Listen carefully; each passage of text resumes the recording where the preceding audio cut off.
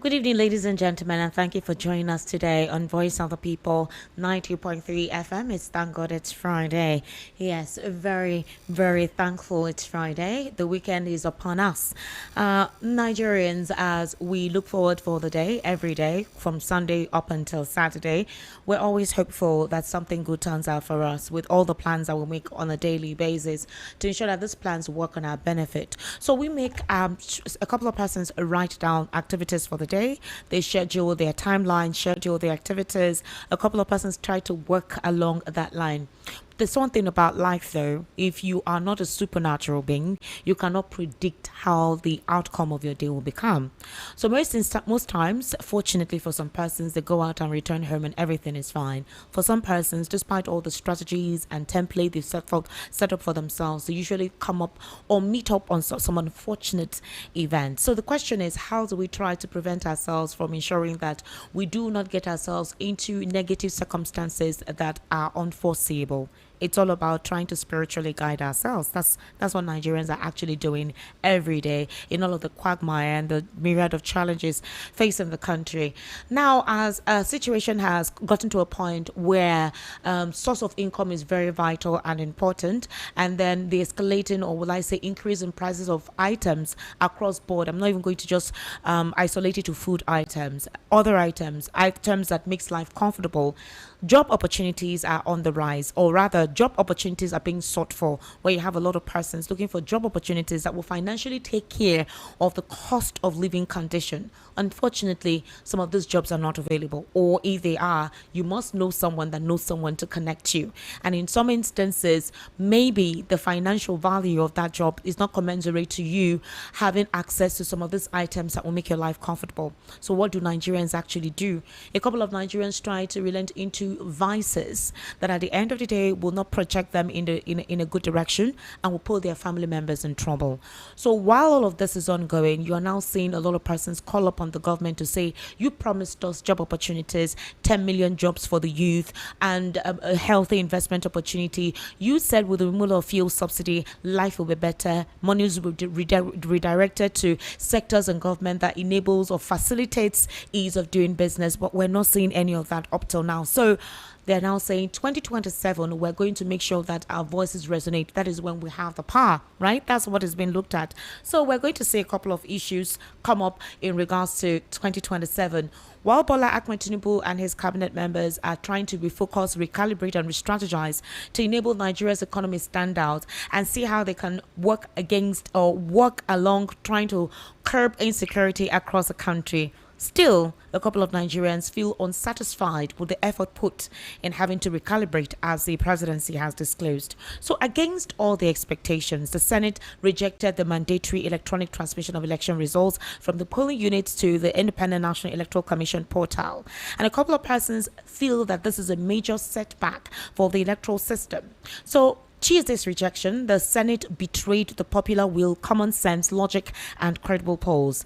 Essentially, the Senate has rigged the act to favor itself and perpetuate the inherent mess, demonstrating its lack of accountability to the people. Indeed, the senators have voted to sustain electoral brigandage, contention, and the expensive, laborious litigation that hands the judiciary the power to determine election outcomes rather than the electorate.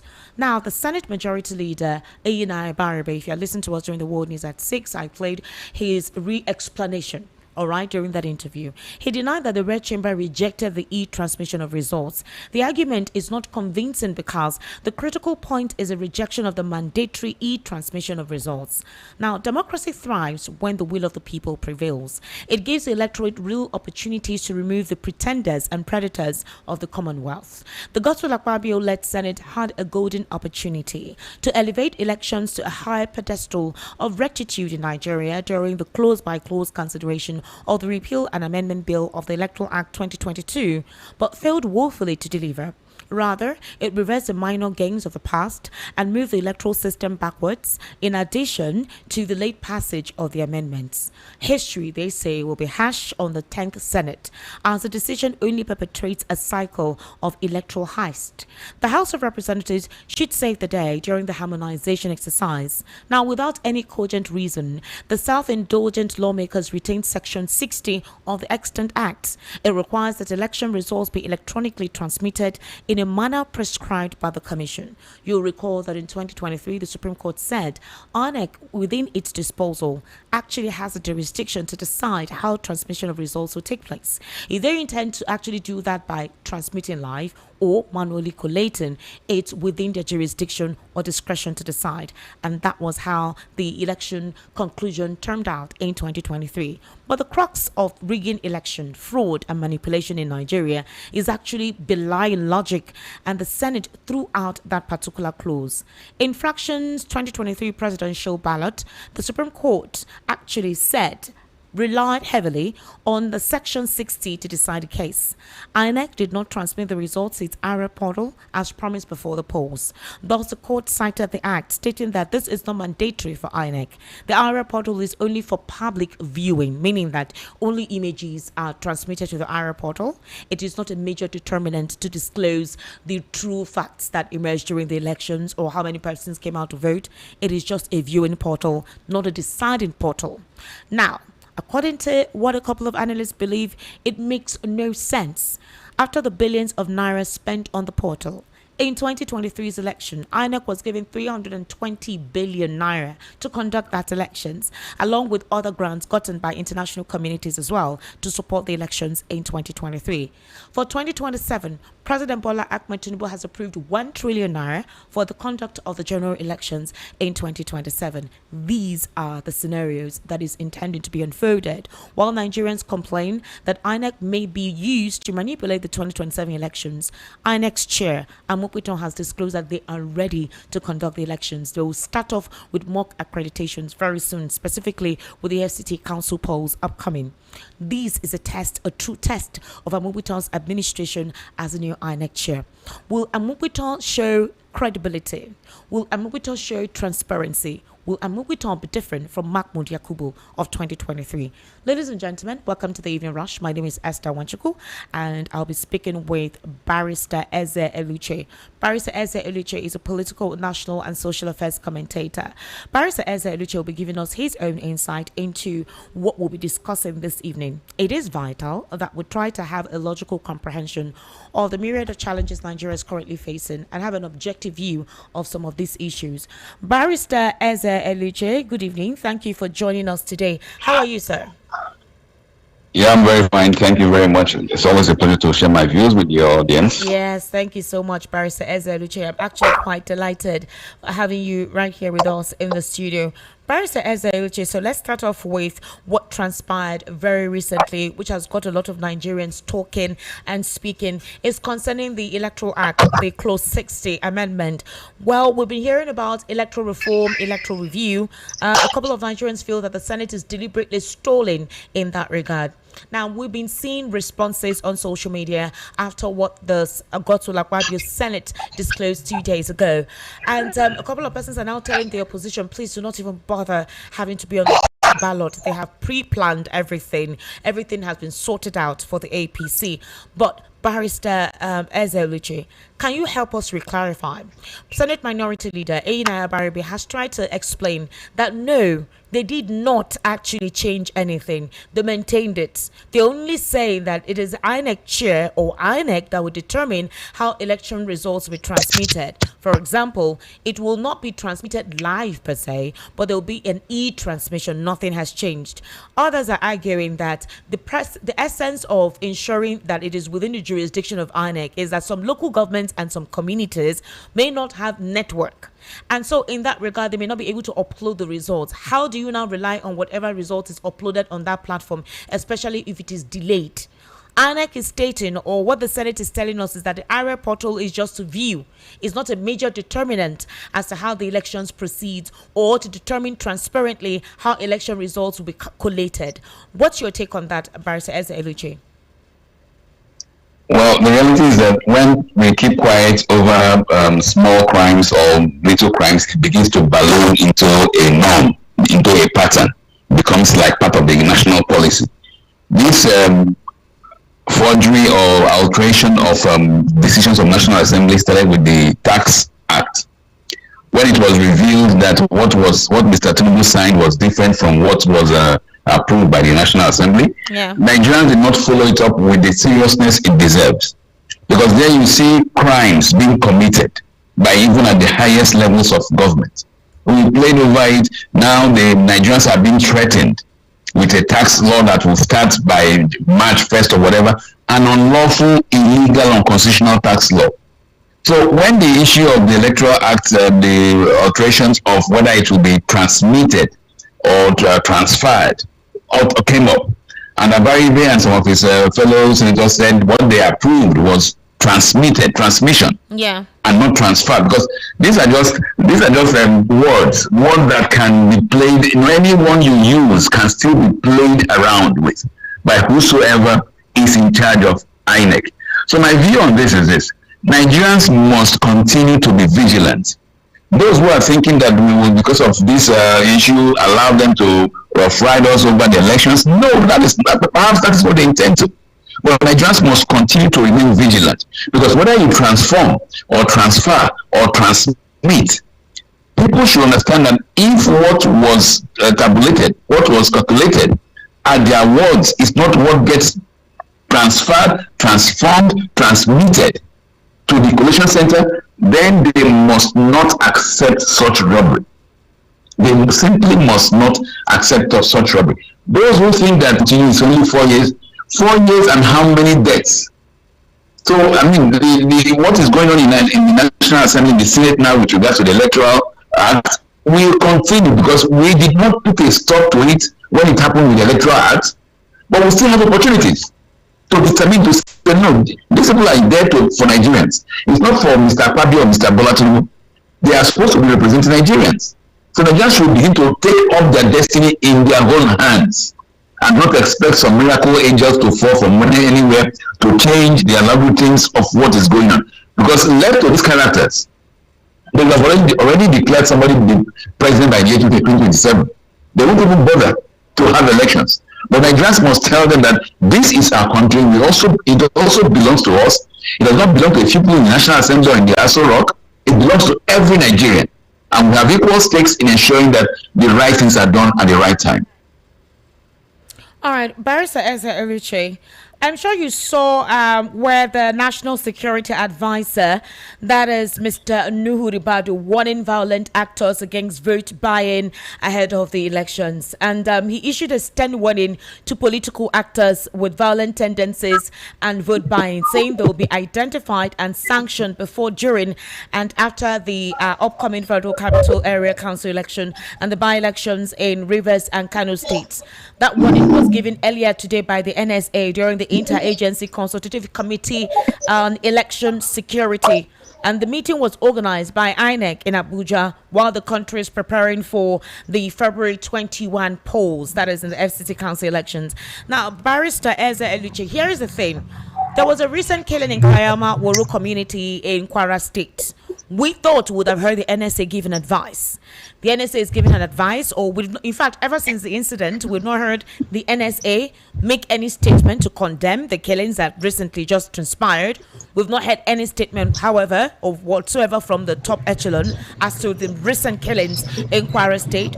But the NSA is advising against vote buying and all the political shenanigans that's upcoming. What would you consider as the priority of the NSA and the secret agents, especially for the fact that these agents came into the community in Kwara few months, like 5 months before this attack, to warn that they were coming to indoctrinate them with a radical system of ideology, religious ideology. How would you react to this? Well, the comments of Nasir Nuhu Ibadu relating to the elections about those who are vote buying, those who are engaging in violence, is just rabble rousing. I mean, he shouldn't be taken seriously. The reason being this: less than 2 years ago, there were elections. There are people who did vote buying. There are people who committed electoral crimes, violence, robbery, and everything. all those people are walking about freely. Little or no prosecutions has taken place. And this same character, Nuhu Ibadu, has been the NSA security advisor for that long, and he's not done anything to prosecute. The best way to deter people from committing crimes is to prosecute and punish those who did the same crimes before them. What Mr. Nuhu Ibadu is just trying to do in this instance is to scare the opposition parties, to rouse them into being scared not to even bother about coming to elections or participating in the elections. He knows who he's talking to. It's not the members of the ruling party who stole and robbed their way into office. Mr. President himself, Bola Tinubu, was saying election is you steal, you grab, and you run with it. In the next coming elections. No, I mean, nobody takes this kind of comments serious. Nuhu Ibadu basically is a politician, and he's speaking in this instance as an APC card-carrying member. With regards to his silence to the issues that have happened in Kwara and several other security breaches across the country, it's rather sad. With what is going on in Nigeria, we keep on wondering, do we have a police force? Do we have a DSS, Department of State Security? What is the National Security Advisor being paid a humongous salary for? What is even the military doing? Because if some people can go and kill over 170 Nigerians for over 10 hours, because from the time the killing started till when the first military men arrived was more than 10 hours. If it can happen to a community in Kwara State, who says it cannot happen to my community in Imo State, or to the communities in Lagos or other communities? So the NSA has totally lost focus of what should be his duties. His duty is to advise on security issues. And with this kind of insecurity breaking loose every now and then across the country, and he has the guts to come and talk about vote buying and all that stuff, I beg, it's sad. It's sad that we have this kind of low quality characters leading our various sensitive agencies. It's a shame, actually. All right, Barrister Eluchi, with what happened recently in Kwara, the social media space has been agog with several angles of the conversation. Some persons are sensationalizing what happened. There are also ethnic colorations and religious colorations to what happened. But the general purview is the apathy attached to what happened. So you see a section of persons saying, well, since they are not from a particular region, it's their business. Or if it's Muslims or Fulanis or whatever, they're brothers. Or if it's a particular act of Kwara State that is of the southwest, then it doesn't concern them. And the reaction of sympathy, of crying out, just a few persons are objective and have expressed a form of sympathy. How do we categorize the political space now with recent happenings where Nigerians actually don't even care? At this point in time, everything is looked at from a prism of religious or ethnic, colorations. The politics seems to be more frazzled and disoriented and disconnected. What happened? How did it deteriorate to this point that now every day killings are no longer viewed with sympathy? It's now looked at what section did it happen. If it didn't happen in my region, in my location, it's none of my business. How did it come to this point? Would you blame the politicians for this, or Nigerians have just gone the extra mile in this aspect of looking at issues at the polity? Well, thank you very much. From the very onset of this regime, the Bola Tinubu regime, right from the time it announced itself as winners of the presidential elections, the party, Mr. President and his cohorts have focused on the next election. They totally abandoned governance. All they have been interested in is how do you tax Nigerians more, how do you exploit Nigerians more, how do you drain more blood from Nigerians, and not governance. Insecurity, poor economy, poor education, downfall in all facets of development has been the order of the day in Nigeria. So this is what has now crystallized into this general apathy by Nigerians. They are now, everybody's like thinking of himself, him or herself, him or her own village or basic neighborhood. And this is actually what they do to cage us in a cul-de-sac and then continue to rule us with vengeance. Because nowadays nobody's even bothered. Somebody on Rivers will say, no, this is a Kwara problem. When the same thing happens in Rivers or in Plateau, the man in Kano or Lagos will say, no, it's their own problem until it hits us. But we're all Nigerians. Now, whether those who died in Kwara are Christians or Muslims. The basic fact is that they are human beings who have been failed by their state. Their country has failed them. Their police, their military, their security agencies have failed those people, just like they have failed all Nigerians. Because the kidnappings, the killings happens everywhere. No part of the country is safe. So those who think that because it's happened in Kwara State, then they can remain distant from it. No, that is not how it is. We must empathize with them. We must empathize with those who mourn and maybe have joy with those who have joy. But there has been so much money in this country for damn too long. And rather than even address it, all we hear from Mr. President is I want to use the word silly, but a very odd condolence message from either Bayo or Nonuga, one of those characters, that Mr. President condoles with the people, and he has ordered the military to go where? To go where, for goodness sake? Because they will go to that Kwara State, the next day it will happen in Niger or Benue or Plateau or some other place. Who goes there again? It's a total failure of intelligence, total failure of governance. And Nigerians should realize that one way out of this mess is to ensure that these characters who stole themselves into power in 2023 are not allowed to stay a day beyond when they should leave by 2027. That way we can now start afresh and rebuild our great nation. But with these characters in office, it's almost a hopeless situation for Nigerians. Barrister, as of late 2025 and early this year, today is February 6, 2026, so we're still in the early part of the year 2026. The president and his administration, they have faced significant criticism from political opponents and Nigerians alike, security experts, public commentators just like you, with several alleging that his administration lacks the political will or capacity to handle the country's worsening security issues. They frequently cited factors regarding the administration's approach to handling the insecurity in the country. They have alleged the lack of political will. They have alleged the fact that despite several talks like you just highlighted from Bayo Onanuga and other cabinet spokespersons, the insecurity persists. There's also the fact that the administration is prioritizing politics over security. There are concerns over command and control within the Nigerian security echelon, that's the security outfit, which is our Navy, Police, Army, Air Force, and the likes. And the fact that their response to these incidents lacks any form of sympathy. It's apathetical with how they react to these issues.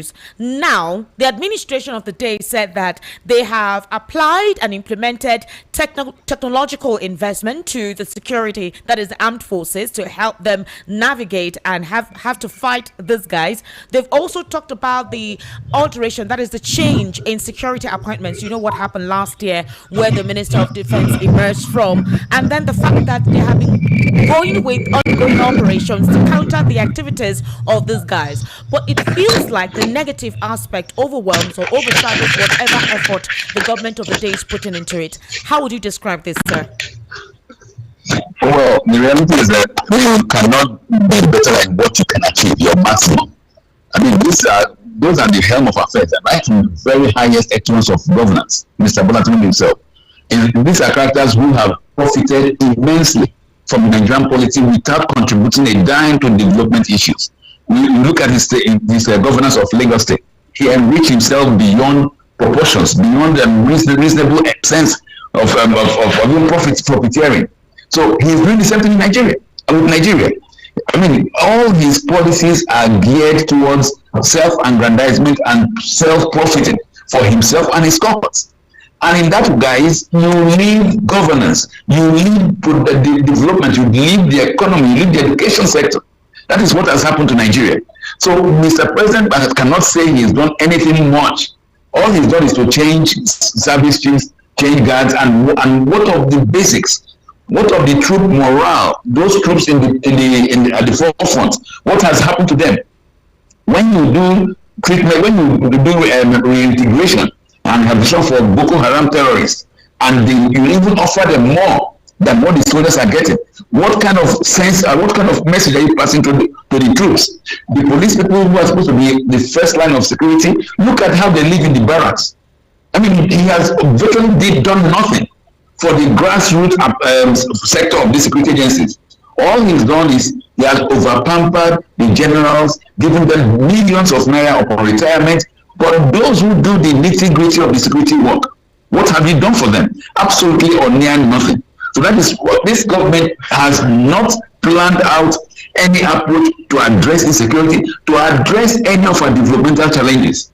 All it has done since inception has been, how do I extract more from Nigerians? So with that kind of governance, that kind of government in place, that kind of regime, what do you expect from these people? You can't expect anything positive from them. And Nigerians should channel this outrage, channel the angst towards ensuring that they do not stay a day longer than necessary, despite all their manipulations, despite all their efforts. Because a continuation of these characters in office will lead to the ruination, the doom of most Nigerians. So we can't allow that to happen.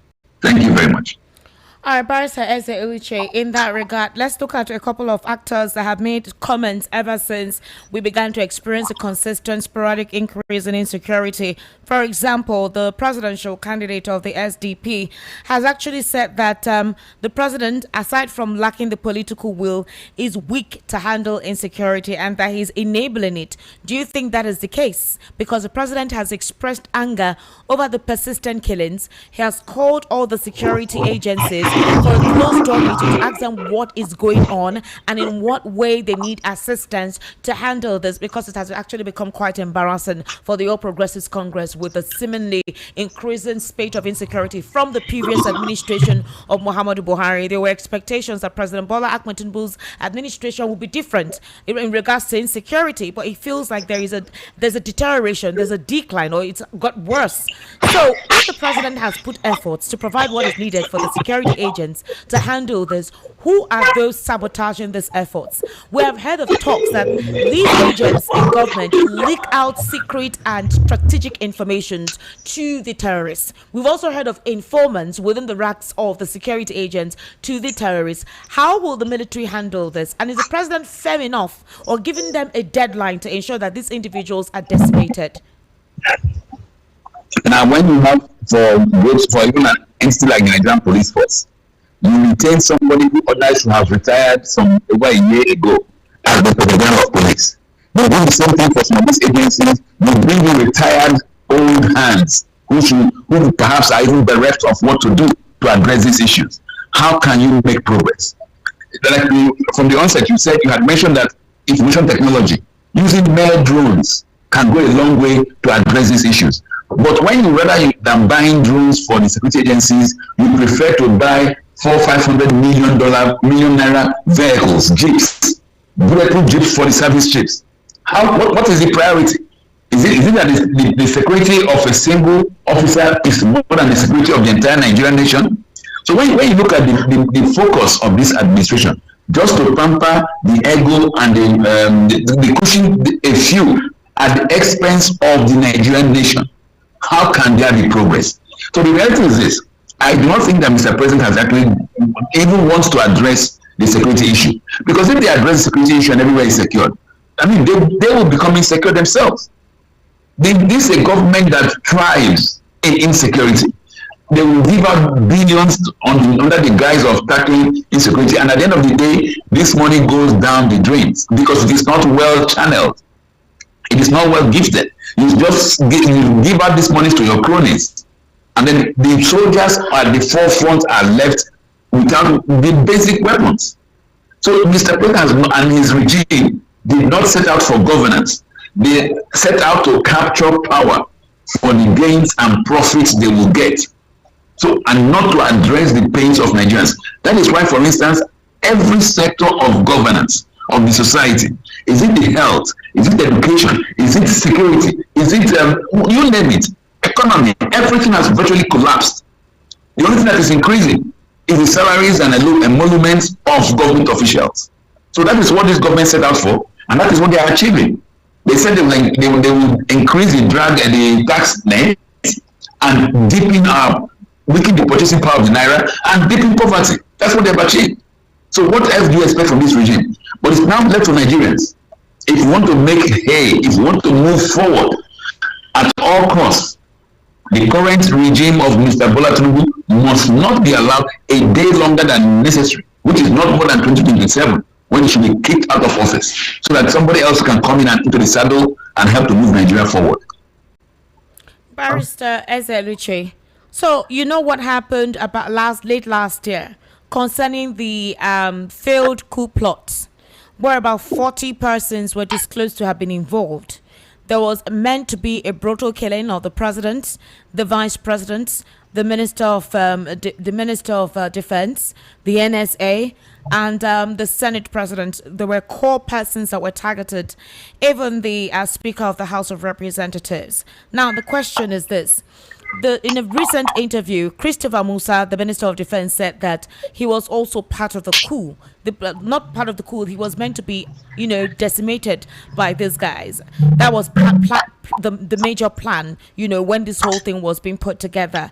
But here is the thing that a lot of persons are considering, whereby if that had happened, it would have caused an economic genocide. One thing that came to the mind was, has the government learned from this supposed failed coup plot? Had it actually taken place, what it would have meant for this government? Something that has not happened in a long time. This kind of thing we heard occurred during the military regime. In a civilian dispensation or in a democratic setting, ever since the time of Olusegun Obasanjo, we've never heard of something like this being planned against a current sitting president. And they're asking questions to the administration that, did they learn a lesson out of this to tell you how bad things had gotten, that certain elements had planned to wipe out the top echelons and economic decision makers of this nation? The exploitation by discos. Nigerians also feel that the economic genocide is sponsored by those in government and that there is an apathy towards their plight. There's the fact that there is lack of jobs, high cost of food, and then the insecurity. But however, in as much as the solution is not a military coup, has this government learned a lesson from what just exposed, from what was just exposed late last year? Thank you very much. Let us make it one thing clear. The military coups will not solve the problems, and Nigerians should not at this stage be going and thinking of even having a coup. What we should actually rather be moving for is civilian protests. Civilian protest against evil rules, against evil regime, a groundswell of protest, because that protest is guaranteed by a constitution. You can protest against bad governance. So Nigerians sufficiently can mobilize themselves and protest against evil, but not a military coup. Because these military guys, we have seen through them. They will come in making all sorts of promises that our hospitals are now here, consulting clinics and blah, blah, blah. And then when they come in, they get worse. We had Mr. Who is this? Buhari and Idiagwa, they came and said their own. Babangida came and said his own. And they left the polity worse off. So we don't even want military regime. The people will take care of these issues by themselves and address it. So the Nigerian population has to rise up and ensure that they do what is needed, what other societies do. Now, with regards to whether this government has learned anything from it, I doubt it. Because one thing that is normal with these characters who think they know it all, or that they have all the power, they have the police, the army, everything. They think they are infallible. So the regime has gotten into its own head that nothing can change it, that they can do whatever they want to do and nobody will question it, that they can bring in a forged tax act and implement it, that they can manipulate the Electoral Act and do whatever. So they have become like immune to reality.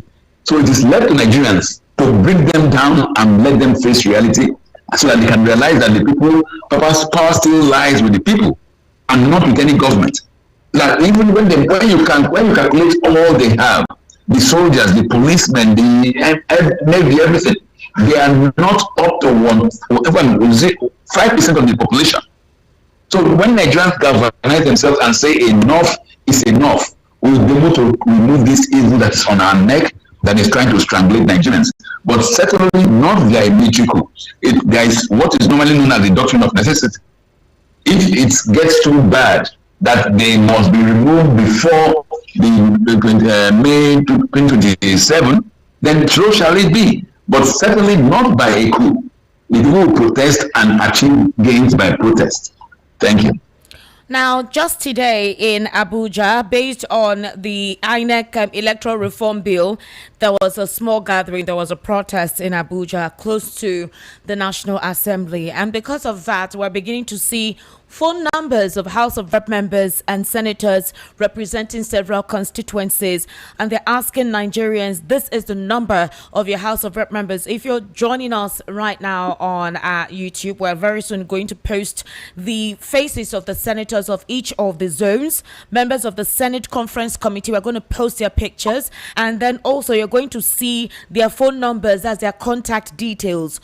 The plan is for Nigerians to call the senators and compel them to sit in concerning the harmonization bills. They are saying they would no longer allow what happened in 2023 to happen again in 2027. But Barrister Eluchi, a couple of persons feel that this protest may not actually do anything, and even the contact details of the senators or House of Rep members may not do anything. They may have several numbers. You may call and call and call. It may not be picked. It may not even be the senators. It may be their aides or secretaries or spokespersons. But do you think Nigerians are actually ready to do what you just recommended? Yes, you see, I think when a human being is pushed to the wall and there's no place to fall back again, cannot go back into the wall, they are forced to react. So until Nigerians feel they've been pushed to that wall, they may not be able to react in the appropriate way they should react. But I think whatever form of protest, whatever form of reaching out to the National Assembly members should be encouraged, because ideally these members of the National Assembly should maintain constituency offices. They should maintain channels of communication with the population so that they can be reached at any time. That is the essence of a democracy. It is not only a democracy if your members of House of Reps or the Senate, you can't reach them, you can't call them. So they should ordinarily by themselves have made their numbers, their email addresses available to the population. So if they've not done that and it's only being made public now, then that is good for our democracy. But then they should hearken and they should understand the feeling of the people. They should gauge the feeling of the masses and know that their power derives from the people. If you recollect, before, when the Mr. President announced that he had cancelled policemen for every other person except a few government operatives, the Senate President, Akpabio, had told Mr. President that most of his members of the National Assembly will not be able to go to their various constituencies without escorts. Now that tells you that in themselves, they know that what they are doing in Abuja is not in tune with the desires of the population. So at any instance or in any way possible, Nigerians must find a means, a mechanism to let their members of the National Assembly and the State Assembly understand their feelings on virtually every issue. So yes, it's good to let them know the numbers of these members of the National Assembly and reach out to them. Of course, in reaching out to them, you don't have to be abusive.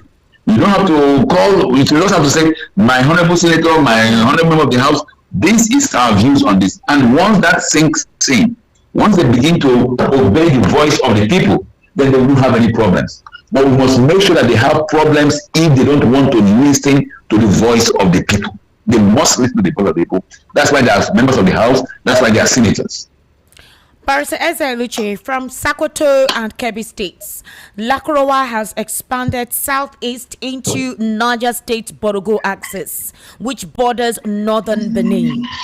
The lack of state presence in this area is what enabled the group to establish parallel governance structures. They appointed local imams, they levied taxes and enforced extreme religious practices on villages. The scene in that particular axis is that there is no state presence. State presence is lacking mostly in those areas, and because of that, this terrorist group stepped in. They stepped in to serve as a parallel government. They decided activities within those communities, the kind of religion they practice. They gave them a schedule of their movement. They imposed taxes and levies. Why is there a lack of state presence when we have governors of those states? Well, the reality is this. Nigeria is a fraud. It's often referred to as a crime scene. Every part of Nigeria is a part of a local government area. And we have 774 local government areas in Nigeria. As of today, none of these local government areas takes home less than 300 million every month. 300 million naira every month. But in most of these local government areas, when you get to the local government areas, there is absolutely no government presence. Now, with 300 million, you can actually revolutionize most of our grassroots communities. But because of the graph, because of the monumental haste going on, stealing at the highest level, when the governors in the state capitals pocket almost the entirety of the funds of local government areas, makes it impossible for even any drop of government presence to be felt in these local government areas. That is why terrorist groups like this group you mentioned, Boko Haram, can dominate local government areas for years and nothing happens. Most of these local government areas have no police presence. In fact, in Imo State, there are up to 4 local government areas where there are no single police post, no police station in Imo State, as urban as it is. Not to talk of places like Niger and Borno and all that areas. Now you ask yourself, if there is no local government, no police station in an entire local government area, then how is it possible to maintain governance and rule of law in those areas? And this is what is the cause of the problem in Nigeria. Monumental graft at the center. Failure of the government to allow the local governments to breathe. And if they don't breathe, the villages won't breathe. So most of the local government chairmen you have in the country remain in the state capitals. They collect their funds in the state capitals and don't even bother to go to the local government areas. And that only allows these rascal entities like the terrorist groups to take over and man these local government areas. That is why a killing, monumental mass massacre of over 170 Nigerians can take place in Kwara State. And for more than 10 hours, we are not able to send even one policeman to that area. Meanwhile, 10 hours is enough to move troops from Nigeria to UK. Yeah. But we could not send policemen to a community in Kwara State. And anybody thinks we are safe in this country. Come on. I mean, one of the other issues is this. Our constitution says we can only have a federal police force with somebody in Abuja heading the entire police force for the whole country. Now, if there were village police forces, armed police forces in the villages, in the local government areas, in the communities, I assure you, no terrorist group will come in anyhow and begin to massacre. Because even if as a village police force, you have 2 or 3 AK-47s, anybody thinking of storming your village will think twice. Because he doesn't know where those 3 or 4 guns are. And even the terrorist wants to go back home alive. Hello? But there's nobody that has guns there. The police is there in Abuja with the IG seated comfortably in the Kamsalam building, enjoying himself, claiming to be policing the whole country when he's only policing Mr. President and his cohorts. So the problem is multifaceted. Lack of governance in the local government areas because the governors are stealing the entire funds for the local government areas, and the constitutional provision which makes it compulsory that we only have one police force in Nigeria, rather than having police forces in the villages, in the towns, in the schools, in the communities, everywhere. The school I went to in the US has a police force. Universities in the US have police forces, and they are armed. So why is it that we have only one Nigerian police force? And this is not working. It's not working, and they refuse to still change it. Before the next 1 week, we will hear another mass massacre somewhere in Nigeria. And then thereafter, Mr. President will send out his condolence message, how he wishes that they didn't die, and he will order troops to go there, and nothing will happen. No, absolutely nothing will happen. Before then, of course, he will travel to Turkey or some other place, and that will be the end of the story. Barrister Eluchi, please just kindly stay with us. We're going to be taking a very short break, and then the conversation continues. This is the Evening Rush right here on Voice of the People, 90.3 FM. My name is Esther Wachuku. You've been listening to Barrister Eluchi, who is a political, national, and social affairs commentator. He's been speaking with us via the telephone. Just stay with us while we go on this very short break.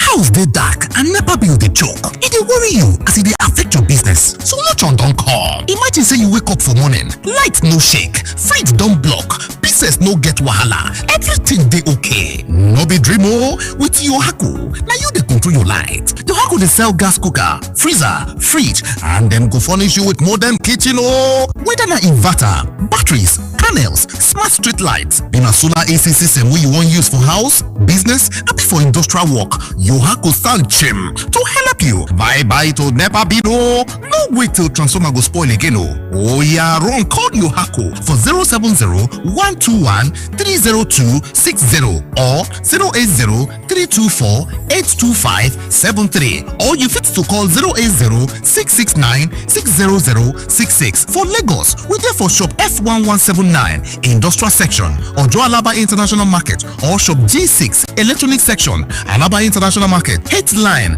Ute Ubochi Plaza, Abuja office na Corporate 13, Dubai International Market, back of Games Village, Karu District for Abuja. For Port Harcourt, we dey for number 51, Oporo Road, Eziowa Eli Trade Center for Rivers State. Yohaku website na www.yohakuproducts.com. Online store na www.yohakustore.com. Yohaku, from sun to earth, we dey make your mind dey cool.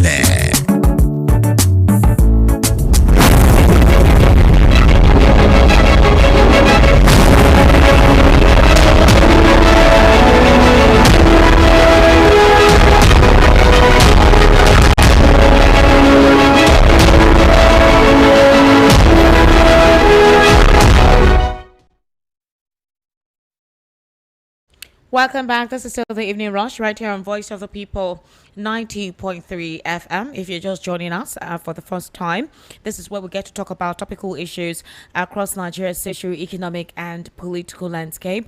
I'm being joined via the telephone with Barrister Eluchi. Barrister, are you still with us? Oh, yes, I am. All right. Thank you very much, Barrister Eluchi. So let's continue with the conversation. On December 25, 2025, the target of the U.S. airstrike was the Lakurawa terrorist group. All right, based on official reports. And basically, there were about 136 fighters that died from that airstrike. Nigerians did not know how it happened or what happened. People thought that the airstrike did not do anything, that it just landed on normal earth surface. Nobody died from it. And a lot of, reactions came up from there that Trump was not meaningfully trying to do anything specifically. He just wanted to throw some huff. But we found out later where these terrorists were killed, the caves where they hide and the places where they habitate. We were able to see how their supplies were exposed and the communities they stay in Sokoto. These are the areas that were dominant. Now, the Sultan of Sokoto never ever said anything as to be that place being the harbinger of this terrorist group, Lakurawa. There were talks that these guys were working with the traditional leaders in those communities, and that's why they were not able to tell the Nigerian government that this is the base or the harbinger of this terrorist. Now, Barrister Eze, despite that expose and the precision airstrikes from the Nigerian Air Force, it's not been able to curb the activities of these guys. Lakurawa isn't just another jihadist group. They are a hybrid organization that combines religious extremism with organized crime. And it explains the rapid expansion and membership from Nigeria, Niger, Mali, Chad, and Burkina Faso, and why containment is a major counter-insurgency challenge. Villagers first reported sightings of Lakurawa in North Sokoto State near Nigeria's border with Niger in 2018. Intelligence had been gathered over time since then. Nothing precise was done in containing these guys. And now they decided to habitate. They were accommodated. They inserted themselves in the communities, intermarried with the community members, acted like they were having to protect these community members. And before you know, we are seeing what we are seeing now. Threats on communities, nobody can speak. Do you think the government enabled the habitation of these guys? Because right now, the Nigerian government, along with Mali, Niger, they are now a military government precisely. We're not seeing a cooperation with their military armaments to fight these guys, because even if you fight them in Nigeria, they move to Niger, Burkina Faso, and the likes. Why are we not seeing a coordinated cooperation with these countries that these people, kind of surround themselves in, in eradicating them? Why are we not seeing that collaborative measure? You will not see the collaborative measures because those other Sahelian states are not, they don't trust Nigeria. They don't trust the government in Nigeria. One of the kingpins who negotiates, who speaks on behalf of these terrorist organizations, Sheikh Gumi, was even denied entrance into Saudi Arabia because of his terrorist activities. But he's a man who is held in high esteem by this regime. By this regime. I mean, like you rightly mentioned, the Lakurawa, whatever group they are dominant in Sokoto, where the Sultan holds. Hello, Barrister Ez, are you with us? Yes, I am. Okay, continue, sir. Are you hearing me? Yes, I can hear you now. Yes. The Sultan of Sokoto is Lord and Master of the entire area. So he cannot claim ignorance of these characters, of these terrorists. So when the Sahelian states, Mali, Burkina Faso, and Niger, when they look at those who are the helm of authority in Nigeria, they shy away from even coming to discuss security with you guys, with the country. Because they feel that terror enablers, terror sympathizers are in the highest echelons of governance in Nigeria. And that is why these characters breed freely. That is why they can move around. That is why they are integrated into the society, only to cause more mayhem. And most any leader of worth, the Nicaraguan leader, the Sahelian state leaders, they will tell you that when terror festers for more than a week or 2 weeks, you know that there is government complicity in it. I'll give you one example. Mere drones that even cameramen know how to use could help to quell the menace of terrorism, of kidnapping in Nigeria. But you don't see. Hello, Barrister. Can you hear me? Private being portrayed by those. I am hearing you very well. Okay, continue, please. Yes, I'm hearing you. So, I mean, rather than even devote some resources to acquiring drones and other IT measures, the government rather use it to pamper themselves. So there is lack of seriousness by the government in addressing terror. And once you don't have lack of advantage of the situation, and like I told you, Kuala is just the one that happened is the latest incident. Who knows where next? And you bet before this month goes halfway, we are going to witness more, because there is total lack of coordination, total lack of effort by this regime to address these killer elements. And I wouldn't be surprised, because this is the offshoot of the Buhari regime that has told us severally that an attack on Boko Haram is an attack on the north. Hello, Barrister Eluchi. Are you with us? Than defend Nigerians. Yes, and you're not hearing me. Okay, well, it keeps breaking. It's almost like a call is interrupting you. No call is interrupting. So the reality is that most foreign governments don't trust Nigeria to address terror, because it's like this government, like I've said severally, appears to be complicit in it. Because why will you explain 10 hours to arrive at the scene of a massacre? Why will you explain the fact that there are always roadblocks everywhere by military and police, and then when these terrorists are about to strike, these roadblocks disappear? Then after they've killed Nigerians, these same roadblocks will appear. Come on. We're not fools. So the reality is that something is wrong with this regime, a regime that climbed to power by the footsteps of, but using the support of terror elements, cannot be seen to fight the same terrorists. That is the sad aspect of it.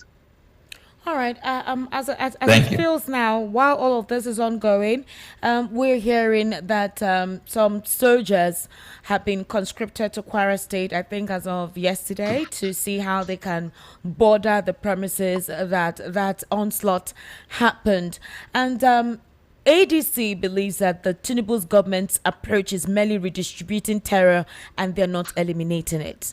Barrister Eluchi, there have been several accusations on the administration and President Bola Ahmed Tinubu that when he was in the opposition, he said a lot of things against Jonathan's government, which a couple of persons felt he would correct now that he's the president. Is it that when you are outside Aso Rock, it's easy to talk, it's easy to speak, but being in Aso Rock is a different ball game entirely? There are persons who disclose that there are cabals who supposedly could be the spine as to the inability of the government of the day to do something. I don't know who these cabals are. Now, if you have tried to see how you can support the cabal, whatever demand they have, are they the ones perpetrating insecurity in Nigeria? That's one. Two, President Bola Ahmed Tinubu's government has said that it is their dispensation that recalibrated Nigeria's economy, despite Nigerians complaining that APC created economic genocide ever since Buhari's administration. Now, the APC at some point early last year admitted that indeed the Buhari administration did not live up to expectation, did not follow the blueprint, all right, that the APC had, which is a progressive nation. But that the Bola Ahmed Tinubu administration intends to correct and strengthen the vulnerabilities of Buhari's administration. Now, a couple of persons believe that the president is meant to be given more time because the challenges of 8 years of Muhammadu Buhari is not something that can be resolved in a year or two. It takes time. But the unfortunate thing is that Nigerians are bearing the brunt and the consequences of the vulnerability of the previous administration. The current administration is begging Nigerians to endure the pain that the president is working hard. So are we saying that due to the prevalence of lack of political will, the lack of know-how when it comes to government administration, instead of these politicians bearing the consequences, Nigerians are the ones' blood being shed in regards to that? How do you see the scenario? Well, this is a triple-barreled question, but let me try my best to answer it from the very first. You asked about cabal, whether the cabal is the ones causing the problem or not, and all that stuff. The reality is this: a fish rots from the head. If the person at the helm of affairs is actually has altruistic motives for the country will be propelled forward. Now, let me give you clear examples. During the era of the military, when we... Hello, sir. These were not perfect men, but because Nigerians perceived, they had the perception that these two men were altruistic and they were focused. Nigerians fell in line, and there was some kind of order. There was some kind of probity. There was some kind of propriety in the system. So, but once people perceive that the person at the helm of affairs is just grabbing as much as he can, does not give a damn about what himself and his family and thoughts, okay, all hell is let loose. Yes. All right. Sorry, you all hell. I didn't hear you there. Okay, I'm saying that, but did you hear when I said? Hello. Hello, Barrister Eze. Okay, I don't know. We're having a network situation. Barrister Eze, can you hear me? Hello. Yes, sir. You were saying? Yes. I said, did you hear my analogy about the Buhari Idiagwa regime? That when Nigerians perceive their leaders to be upright and focused, Nigerians tend to follow their leaders. And then there'll be some kind of altruism, and the country will move forward. But once there is a perception that those leading the country are just there for their own personal gains, personal aggrandizement, and that of their family, all hell will be let loose. So that is what has happened in Nigeria of today under Bola Tinubu. There is the perception and there is the reality that this regime is all out to cushion their own pockets. I mean, the focus has been, what do I gain for myself, my families, and my cronies? So with that perception, all hell has been let loose. Ministers, governors, local government chairmen are just seeing whatever they can grab from the system. And that is what has placed Nigeria in the very sorry state it is. It's not a matter of cabal or whatever. It's a matter of poor leadership, lack of will to even move the country forward, and flip-flop economic policies. This regime comes up with one policy today. They come up with like the increase or the removal of subsidy for fuel. That alone virtually destroyed the Nigerian economy. And now the world is perceiving that the government is even using forgery as a cardinal principle of governance. When something as important as the Tax Act has to be forged and is still being implemented, and the world is also watching the electoral bill, what is going on with it. So those kind of perceptions is what gives Nigeria, makes it impossible to move this country forward. So your question on the economy, about what's, I mean, when you look at this economy, they just brandish figures that the economy is doing well, that he has laid the structures. What structures? A structure of poverty, deepening poverty, pauperizing the population, a situation whereby most of the conglomerates, foreign conglomerates, have left Nigeria, and you are only trying to tax your way out of poverty. Who does that? What is going on in Nigeria is that the weak, the poor are being fleeced, are being taxed into extinction, because the people who should pay this tax are nowhere to be seen. Corporate bodies have vanished. They are no longer here. All the so-called FDI, foreign direct investment, is what comes in from crude oil sales and crude oil companies, which is neither here nor there, because virtually the entire funds that comes in from the oil sales is used to pay off debts, fictitious and real debts. So when they give this news that the economy is improving, and they bring support from characters in the World Bank and IMF, who are only there to say what the government wants them to say, and they give that as their reason that the economy is improving, you only shudder in disbelief. Because when you and I go into the markets and our naira is not able to purchase what it was able to purchase a year ago or even a month ago, you don't need to be told that the economy has tanked, that the economy has gone down the drains. When you cannot even pay your NEPA bills again, because NEPA is now, electricity bills, because the bills have become outrageous. For a family of 4 living in a 3-bedroom flat, they pay minimum wage of 80,000 naira per month for electricity bills. Not to talk of food. How do they get money for food? And somebody comes out and tells that this economy is improving? Well, I think if given the chance, Nigerians will choose who is saying the truth, whether with their ballot papers. But they even want to destroy that hope. They want to make it impossible for Nigerians to choose who will rule them with the ballot paper. But whether ballot paper or not ballot paper, Nigerians have the choice. They can decide to continue in slavery and penury, or decide to put a stop and say enough is enough.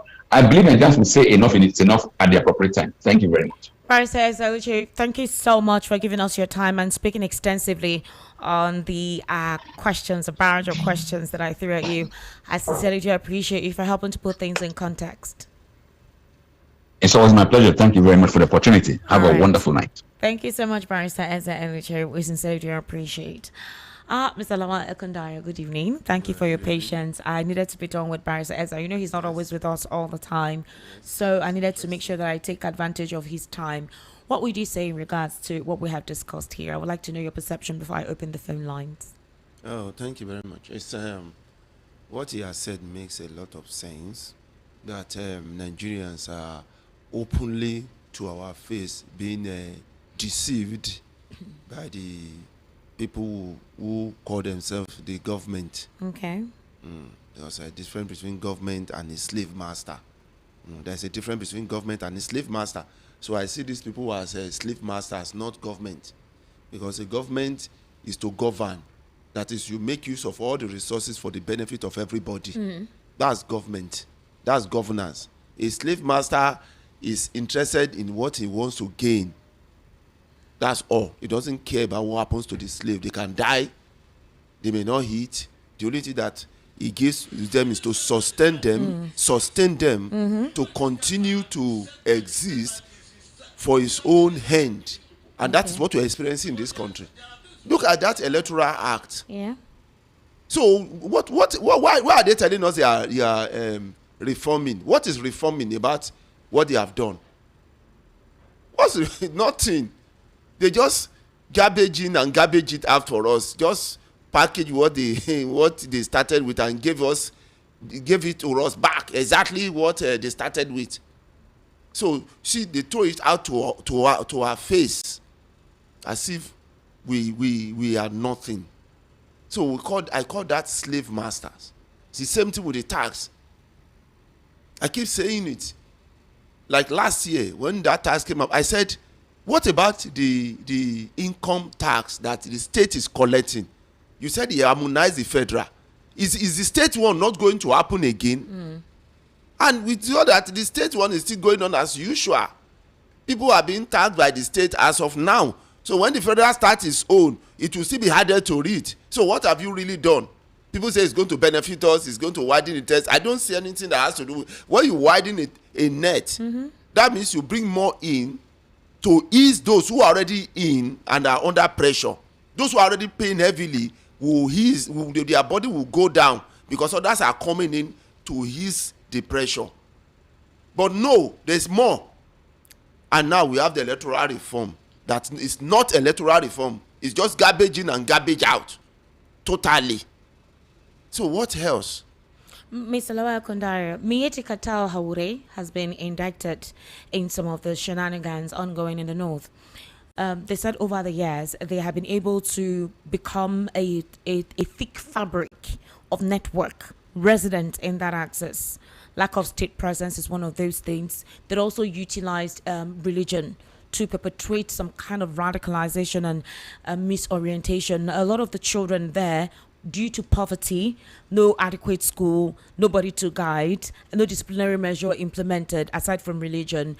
They took a couple of the children to the forest and were training them. They started with the religious leaders, telling them there's poverty, there's nothing the government of the day can do for them, that by this they are helping Allah to do his work. And they also do what you would call use the opportunity to get rich. These children, if you have seen a couple of videos, you will see teenagers, young boys, 10, 12, 16. In some instances, they go to communities, decide the women they want to marry, and the family members have no option. In fact, they would even tell the parents they will tell the parents of the warden that we want your child at a certain age to marry one of our persons, and they come and they have no word, nobody can do anything.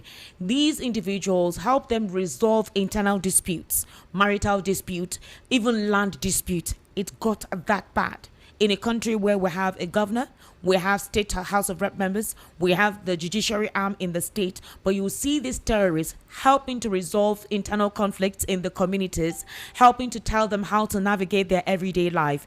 And it has spanned over the years. It became something that the people were disengaged from the government, and the government too were apathetical. There was no connection, there was no communication. The only time you see the government trapeze these areas are during elections. So who caused the breeding, the consistent perpetual breeding of these terrorists? Is it the government?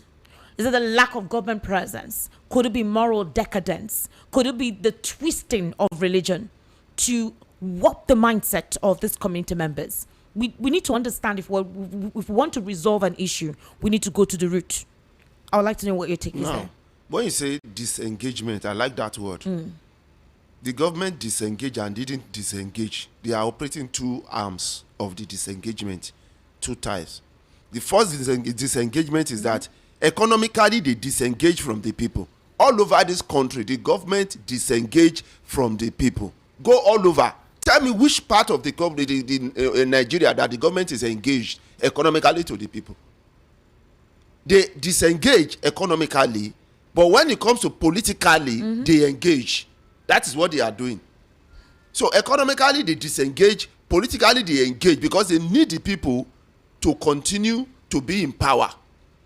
And they also need to keep them away from economy in order to continually chain them to their will. So economically they disengage from the people. Politically they engage. They are engaged to the people. That's the way they operate. We all know it's all over the world. Which system do we operate that is defined in anywhere in the world? We can't even define it. Our own definition is totally different from what we're doing, and nobody's doing what we're doing. So where do we get what we're doing? Let me give you a good example. They disengage from the people. We know that the closest government to the people is the local government. It's not the state government. It's not the federal. It's the local government that is closest to the people. Now, this local government is not functioning well. Why? Because their resources, the people who rule them, are controlled by certain people. They don't have their own police. They cannot police their own area. Everything has to come from the federal. The state will look at it and decide whatever it wants to give them. They cannot even generate their own resources and say, okay, this is what we generate. We need to employ our own youth. We need to develop our own area. They don't do that. It's done by either the federal government or the state. So how do the people who are in the local government connected to the government? You see a senator that collects 2 billion will say he did 2 boreholes for them in the community, and then will start premium, and he will now put his signboard around it, and then the people will now begin to praise him. Or he will put 1 or 2 solar lights there, and that is what he has spent 2 billion on, for God's sake. The same thing with the rep. The local government chairman, you rarely see them. The councillors, they are totally out of place. So how do you now economically engage to the people? You can see, and then the people fend for themselves. You see the way, even look, you see it even worse during the, thank God that God is with us in this Nigeria. See the time of this COVID-19 lockdown. In Nigeria, there was nothing like lockdown. Everybody were totally close to one another.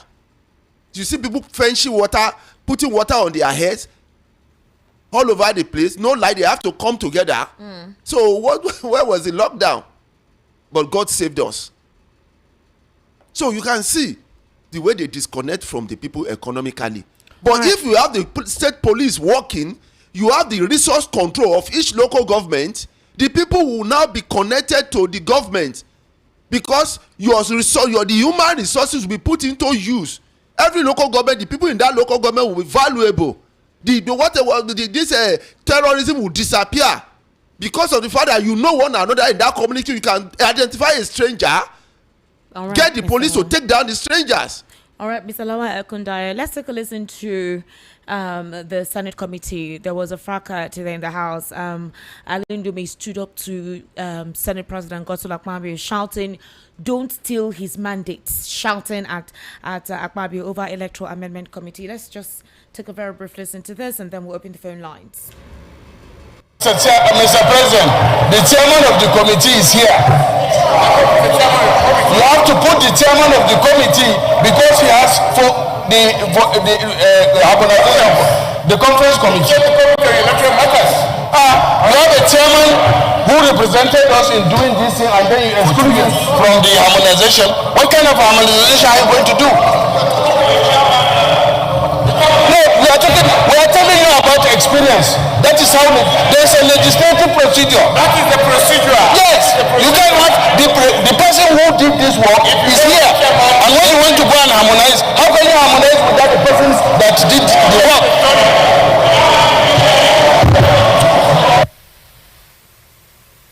All right, so while all this was ongoing in the House is concerning the amendment committee, and sparking concerns in the national. Okay, distinguished colleagues, Senator Ningi. Senator Ningi, don't go far now, but because you just made a point that the chairman. Okay.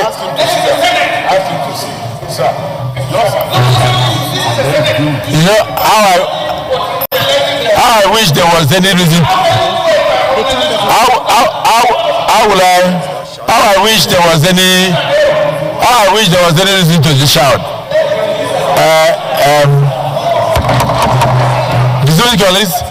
If there was any.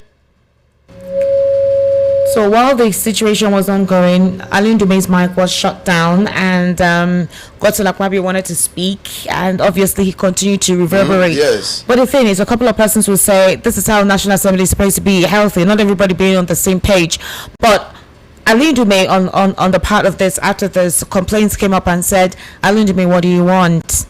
I mean, the North has enjoyed beneficially from Buhari's administration. So what more do you guys want? If the insecurity in your region has been prevalent, it is you guys who has not done anything about it. You never raised up your voices during the time of Buhari.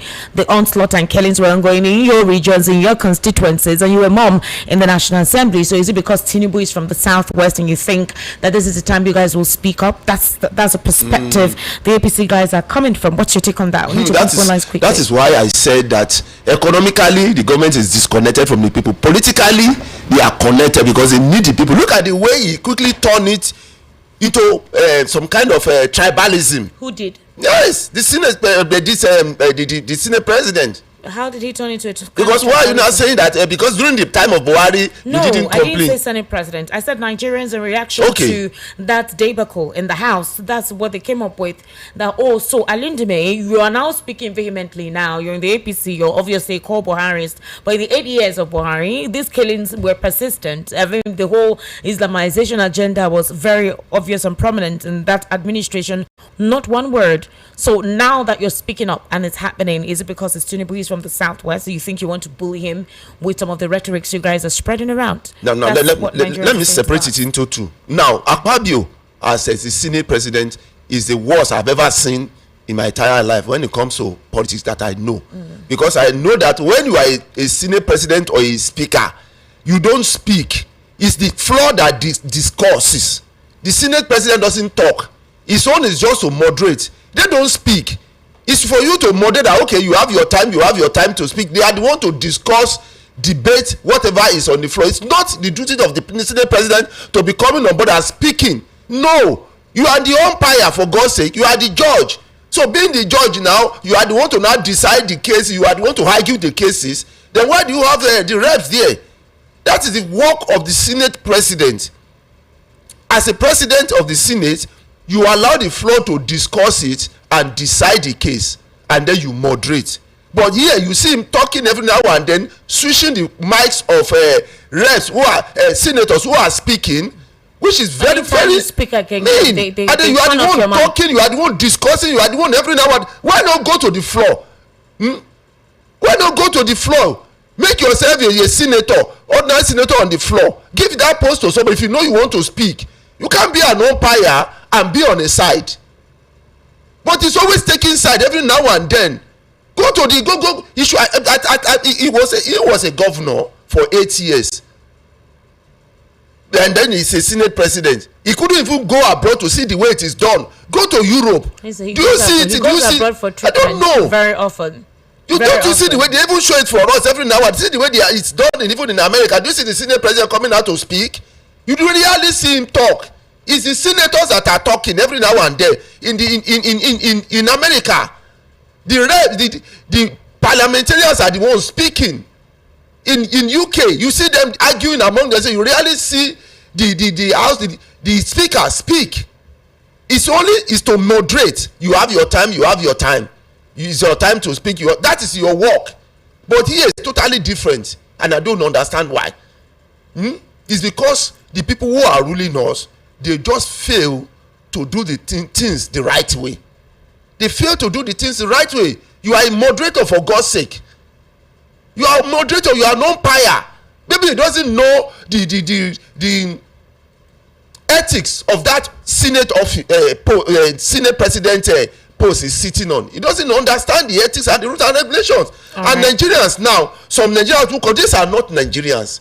These are people who are paid to make people who talk. The moment they say this, anybody in the north speak, you will say, they will come out and say, is it because somebody is in the south, it's their turn? Okay. Is the moment somebody is in the south, they say, is it because somebody is in the north, is there? These are the people who are paid to do all these things, and it's their job. Let me tell you something.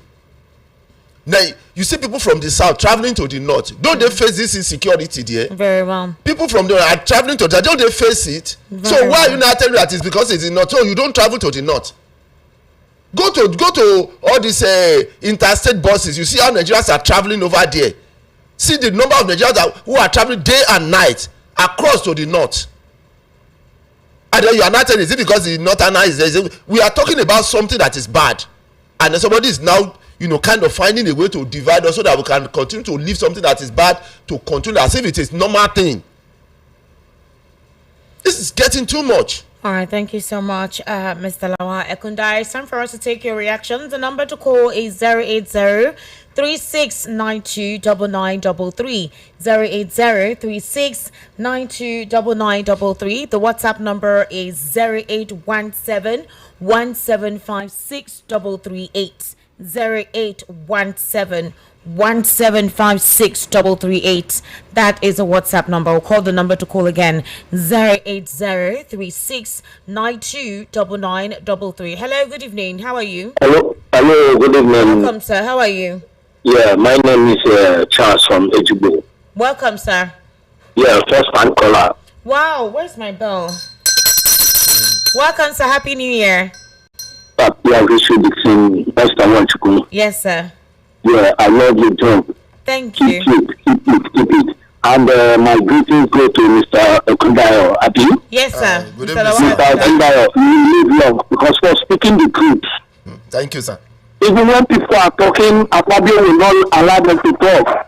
You know, they see Nigeria as where anybody can do whatsoever in life and go away with it. To me, he never qualified to be a senior president. He never. Hello? We can hear you, sir. Continue. Yeah, that is my own contribution. Mr. Kundayo, keep on speaking the truth. The Lord is your strength. Oh, thank you, sir. Thank you so much, sir. Thank you for calling. 08036929933. 08036929933. That is the number to call. Hello, good evening. How are you? Good evening, Esther and Kundayo. Good evening, sir. Good evening, sir. You see, the conflict problem. What's your name, sir? You didn't tell us your name. Okay, my name is Tati, calling from Kafa. All right, sir. Welcome. Please go ahead. The conflict problem is endless. And the people are causing this problem are the northern people, the northern states. It's not the northern people. The so-called the north are doing so much in their state. That they usually help their state. Look at now, you're that the foreign government is somewhere in the north. By King Bello. In Nigeria, not outside. Not Canada is providing for this people. And that is the magic country. According to the magic country. And I want to know that they are going to know that. Who are going to happen in the north? Their brothers and their sisters are cooking. Some of them will make a statement. Actually, they cannot make a statement. Some of them not make a statement. They don't keep quiet. Look at Sokoto, the caliphate. And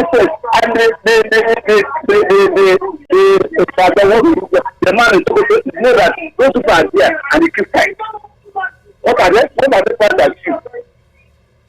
They are claiming leadership and their work has been killed. Poverty in the north.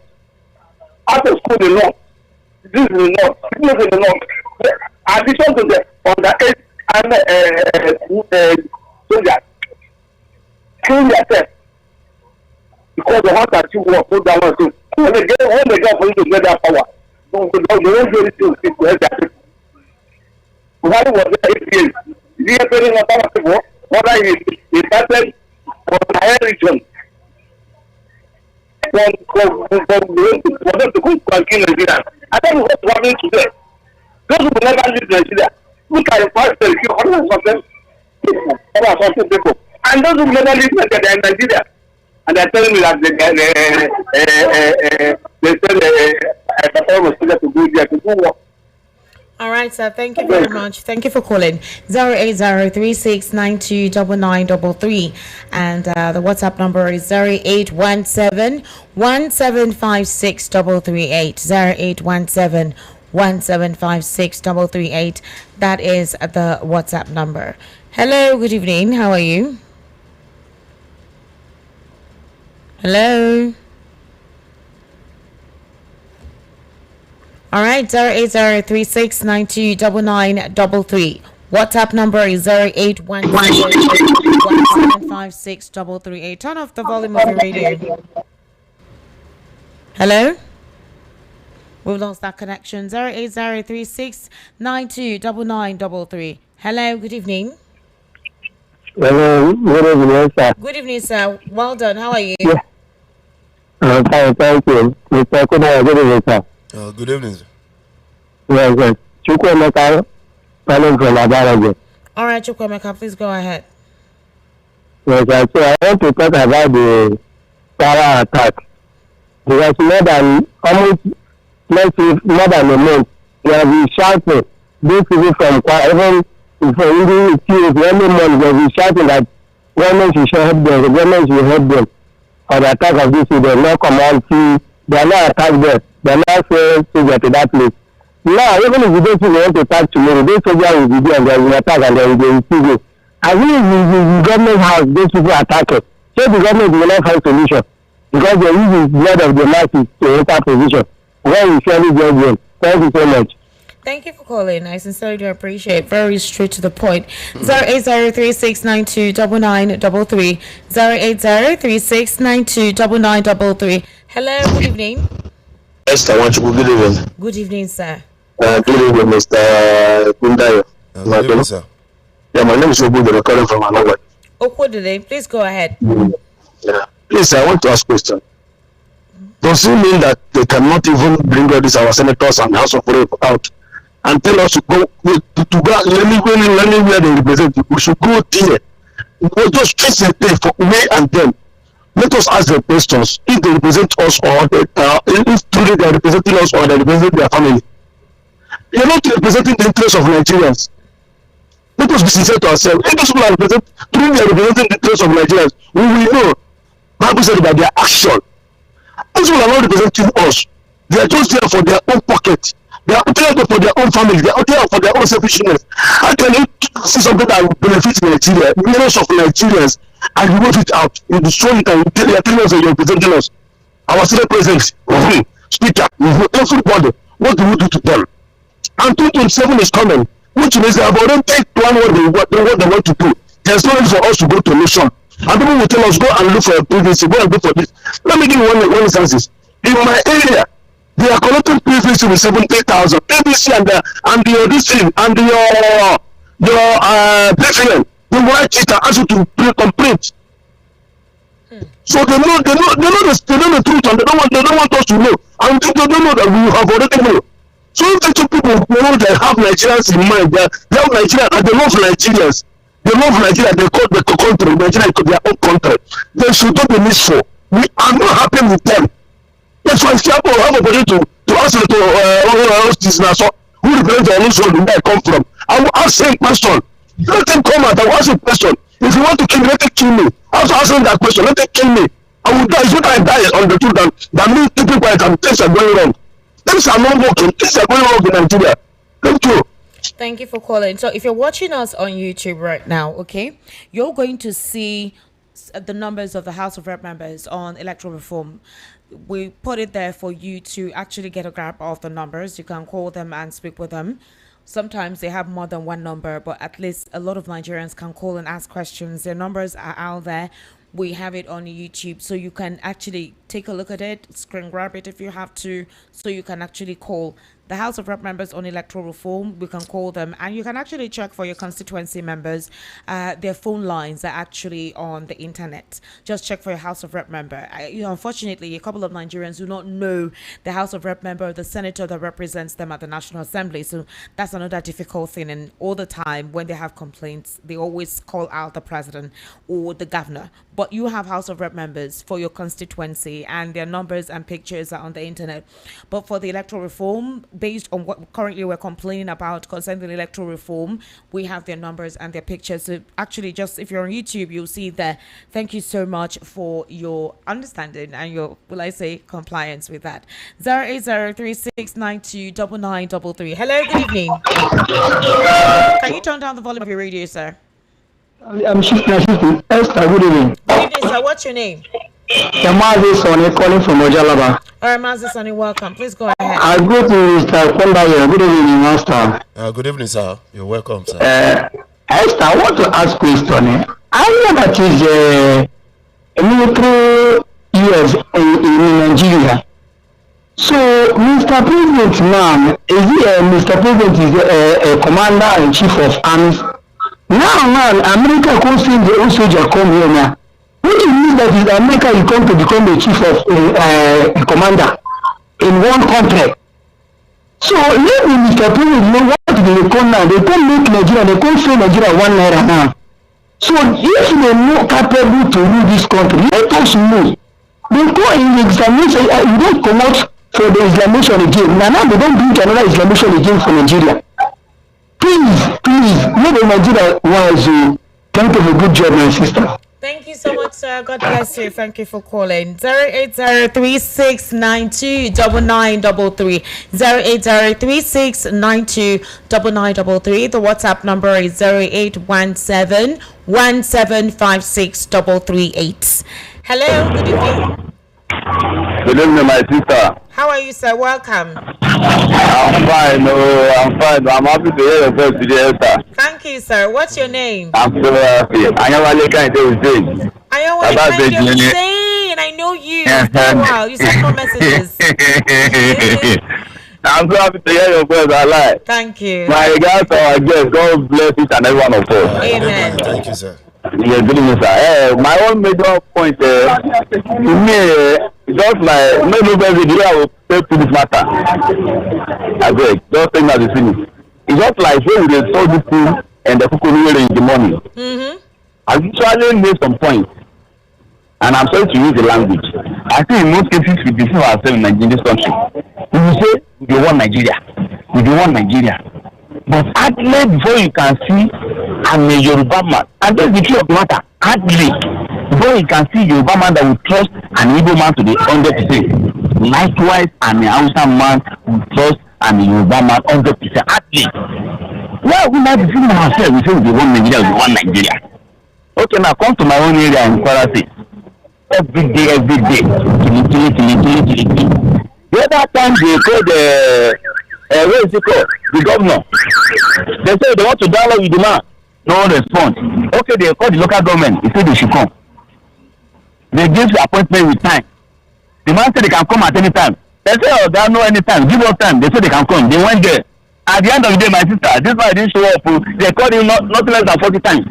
He didn't pick up the call. They are killing our people every blessed day and all that part of the country. Nothing has been done up to today. They no could remember what goes around. It always comes around. Now you get there today, you might not be there tomorrow. No could remember of tomorrow. Esther, my sister, anything God give you for this life, you will never perish. Because in most time, when they see you, or even they hear your voice, the people say they just give me 1 billion naira to my account. That's why I think they are happy. And that's the truth of the matter. I will never lie to you. God bless you, my sister. And I want to ask a question. What about this our sister, Cordelia Okwe? She's no longer with us. Okay. No, Allah, God bless you. I'm so happy. Yes, thank you, my sister. Yes, good night. Enjoy your evening. Enjoy your weekend. 08036929933. All right, that's the number, and the WhatsApp number is 0817-1756338. Hello, good evening. Hello, Esther. Good evening. Good evening, sir. Welcome. How are you doing? I'm okay. Long time for speaking with you. This is Soda. I'm calling from Mitireu. Oga, where you go? You travel? It's difficult to connect to your program. Every day I used to call you. Mabino. For some time. Sorry. So I'm not angry. Mr. Buddha, good evening. Good evening, sir. Look at what the last caller just said. Yeah. They call the governor. The governor is related to appear to the people that is governing. To ask him that what is he doing about the cleaning of the state? Is that the people that we will continue to be voting for? I blame the electoral. No, I used to call and say that I blame the electoral because they should know the people that they will give food to. Because they know if the people is not good, they will, when they collect inducement from the politician, they will vote for the people that is not right to be governing on in the power. Are we going to continue giving them vote? That is question of the electoral. Thank you and God bless you guys are doing a good job. Thank God you. bless you all. Thank you. 08036929933 08036929933 and the WhatsApp number is 0817-1756338. That's the WhatsApp number. Hello, good evening. Good evening. My name is fine. My name is Kainde Lawal. Kainde Lawal, welcome, sir. How are you doing? Fine. Is this your first time? It is time, and I've been trying since last year. This is to be faithful, loyal, and honest. To be faithful. Look at what is going on now. So your mandate, they are singing now. I pray to Nigeria, my country. It's a very great thing. Look at what is going on in our country. We are afraid. We cannot travel. We are afraid. We can't send our children, our daughter or son, to far away here to school. I'm telling you. Eh? Telling you. We are people, we masses, we poor people. We don't know we are good. We are there, they're just killing us like a chicken. And they said the lions comes to the town and kill the poor people. They said it's a sacrifice. But when when it comes to kill the don't say big guns, they said is what we have done is not good. Well, yes, sir. Sir? God will give you long life and prosperity. Thank you, sir. Amen. Now, in conclusion, let me tell you, in conclusion, you know some people in university feel rather unmercy before, they've not seen them before. But when they move from one club to another, they follow them. So if you move from here to the general club, we follow you. That is why God will bless you, Mr. Nawal. Sir? Yes. God will bless you. God will bless your family. Amen. Amen. Amen. Thank you so much, sir. Thank you for calling. Thank you. All right, sir. All right, sir. So let me take some messages because a couple of you have accused me that SL, you pick more calls than taking messages, and they've been calling on WhatsApp. I don't know, the calls keep dropping. I don't know what settings here. Austin, come and help me out so I can take calls on WhatsApp. All right, this person says, Esther, whatever you people did for me to have a non-interference and clear sound today, please let it remain like that. The road I used to have interference while driving before is now clear. Thank you. Yes, you guys complained and our engineers worked on it. So thank you so much. I think it worked. So thank you. Please tell me where you are. If you used to have interference before and now it's clear, let me know if it's better now. All right. Good evening, Esther, and your guests in the studio. The educated and the business elites in the north send their children to the best schools here in Nigeria and abroad, but the children of the non-elite are left to roam around the country in the name of Almajiri. As if Lagos State alone should take a census of Hausa and Fulani extraction in Lagos, who do not know how to read and write or even to speak common pidgin English, you'll be amazed that it runs into millions scattered everywhere in Lagos. Kore Batlirmu from Akpakpa. I even think a couple of them in Lagos actually use the opportunity to send their children to school, like those of them who decide to reside here. I feel they're more exposed, when it comes to education, to if they reside back home. Good evening, S and the guest. My name is Chukwudi. The Senate President will not allow any good conversation on behalf of the people because he's busy dissing out his sweet voices to the Nigerian populace at the expense of their lives and economic situation. My questions are, what are your questions, Chukwudi? You did not complete what you wanted to say, or are you still typing? Okay, this person says, good evening. My name is Ola from Agbara. The major source of Nigeria's problem is decree we are using to run this country. We need democratic constitutions that will empower people to elect without anyone forcing himself into power with the present decree we called constitutions. I have not seen anyone that will get into power and perform above people's expectation. Thank you. All right, thank you. 08036929933. That's the number to call. All right, 08036929933. I see your calls on WhatsApp, but it just drops. I don't know why. I don't know what the problem is. I don't know. I see your calls, but when you try to call, it just drops consistently. All right, this person says, good evening, Esther. Following. Thank you so much, Dave from Festac. I sincerely do appreciate. Okay, this person says, good evening, Esther. Your guest lawyer's presentations and analysis are very symbolic and biting. I really admire his reasoning on the uncoordinated leadership of Nigeria. Noah from Igondo. This person says, good evening, Esther. Good evening to you.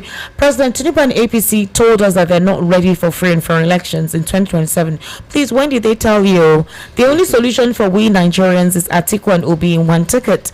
With the both of them in one ticket, Nigerians don't need IRA because Atiku will sweep the north and Obi will sweep the southeast and share the south and southwest with President Tinubu. The distance will be too wide to rig. God bless VOP. Comrade Collins from Alimosho. Comrade. Let's hope that God works with your dream. Esther, how now? The year is already old, though. Well, that's true. All right, this person says a president who commands every major institution of the Nigerian state, INEC, the army, the DSS, the police, the NSCDC, the Navy, the Air Force, the CBN, NNPC, federal allocations, tax revenue, the judiciary, and even 30 governors, yet remains afraid of electronic transmission of election results. No be juju be that. How does the so-called strategist lack confidence in his own bold reforms? Great man from United Kingdom. Good evening, SM Barrister Ekundaya. He's not a barrister. So the barrister we had this evening is Barrister Eluchi. We had Barrister Eluchi this evening via the telephone. Mr. Ekundaya is a lecturer. He's a teacher. He's just another teacher. He's a PhD student. Exactly. So. Good evening, SM Barrister and Mr. Ekundaya. Corruption at large started from the legislative, executive, and judiciary. Can you see where Nigeria has been scammed by this House of Assembly wrenching themselves? Remember when APC government came to power, they said change. Nigeria didn't ask change for good or change for worse. Yemi from Ikorodu. All right, Remy. Good evening, Esther. Please beware that Akpabio is on seat to execute the plans of Tinubu. Thanks, JJ from Badagry. Please, Esther, is Nigerian government led by Tinubu still selling crude oil? Mahamo. From His Royal Highness BC Nwoko Inoshodi. Good evening, Esther, Mr. Ekundaya. The rate at which these terrorists are being pampered in Nigeria is too alarming, and it's very bad. It's very clear that the federal government is not ready and equally afraid of these guys. I urge the government in power to wake up from their slumber and act accordingly. As for 2027, the only hope of the masses is electoral reform. It's so unfortunate and sad that our senators are being selfish and are trying very hard not to allow free and fair election to prevail in Nigeria. We will keep shouting and lamenting until success is achieved. Have a blessed night, Esther, from His Royal Highness BC Nwoko in Oshodi. His Royal Highness, good evening, sir, and well done. Okay, quite a lot of messages right here. Hello, good evening. How are you? Hello, good evening, Esther. Welcome, sir. Good evening, Mr. Kundayo. Good evening, sir. You're welcome, sir. On the mandate of Tinubu terrorism, we shall stand. No, I you can follow see you, it very clearly. You don't follow me, stand. I don't stand. And the thing is going from level to level. On the mandate of Tinubu Islamization of Nigeria, we shall stand. We are not standing. That is where we are now. It's all right. We can see it now. Are we not seeing it clearly? Has the president is actually angry at what is going on. He has called on the security agencies to wonder what's happening. Is it all about calling the security agency? That in Kwara State something happened. After 10 hours, the military, they told us that they are sending a tactical team. Today, what is happening? The tactical team has been attacked, armor tank destroyed, and soldiers killed. So what is the result? It's submission. Submission to the agreement he has made with the people that made him president. What are we talking about? I don't know if I call my name. Patrick is calling from Okota. Mr. Kundaya. Thank you. I really respect you. All your views that you have given, they are all to the point. I respect my brother, Darlington, Barrister Darlington. And all the rest, in short, all the people you have brought to your studio as analysts, they have spoken well. But the National Assembly, which is supposed to be the engine room of the administration, is the one that is failing the country. Where are they today? Today we don't see even opposition in the National Assembly. What brand of democracy are we running here in this country? Where everybody will compromise. Sir, you turned up the volume of your radio. Why? The judges will sing on the mandate of the president, they shall stand. The judges, they are supposed to say on the mandate of the welfare of Nigeria, we shall stand. They are singing the mandate of Tinubu. So where are we? On your mandate, we shall stand. Can you imagine? Where else? Where democracy is being run? Where did we borrow this idea from? The Americans that started democracy. Is it what is happening there? Democracy. Yeah? It is well. Can you imagine? So we stand on the mandate of failure. We stand on the mandate of no way forward. We stand on the mandate of everybody must become a member of one party system. Is that a mandate that will bring the country to the limelight? I beg. Elections are holding next year. Let APC under Tinubu go back to the drawing board. If they really want to put forward any other candidate, well, I may go with them. But if it is this same president that has not spoken since he became president, after it is my turn and the subsidy is gone, no other comment has ever come from the president again. Mr. Kundaya. Sir. Good night. Okay, thank you. Thank you. All right, sir. Sleep Thank well. you Wake so up, much. God better bless tomorrow. you. All right, Ambassador Philip Osoni. Yeah, It's the weekend. Yeah. Happy weekend. Tell us how to make money. And happy Friday. Yes, sir. Happy I know Friday. Some people said, thank God it's Friday. Thank God it's Friday. I say, thank God it's Friday. Friday we because- cruise. All right. So we normally have to understand that, yes, things are looking somehow funny in Nigeria. But I used to say to people, no matter what, Nigeria is one of the best countries in the whole of Africa because of what? The opportunities that is in this country. The kind of blessing God has blessed this country with all sorts of resources. Well, I will say to everyone listening to this station, you need to find a way to make money for yourself. When you have enough money, there are so many things you might not bother about. If the country is too bad, like I used to say, you have enough money, you can relocate to anywhere you want. But this is our country. And because we have things that can help us to smile in this year, I said to people at the beginning of this year, that's first week of this 2026, I said, I have seen a lot of opportunities, a lot of things that can help people put a smile on their face, that we're able to have enough to provide for their family. Or somebody that wants to raise capital to do business, I can say to you boldly that you have all it takes to do that. Okay? I can say to you that you have all it takes to make money in this year. And I'm talking about real money. I'm not just talking about anyhow money. All right? So if you don't understand, I want you to listen carefully. The question you need to ask yourself, do you want to have good time with your family because you have enough money to go wherever you want to go? Do you want to have multiple streams of income while you are still doing your job, going to your school, doing your business, but you have other sources of income coming to you? And I said to you, you have all it takes now, and which I will be telling you. Some of you will be that, what is that? Trust me, you have it already. And when I tell you, and you follow what I've said, and you become part of it, take note. Count it, we're still in February. By the time you get to April, you will certainly believe what I've said today. So, this weekend is a lovely weekend. It's a weekend that can change your life financially.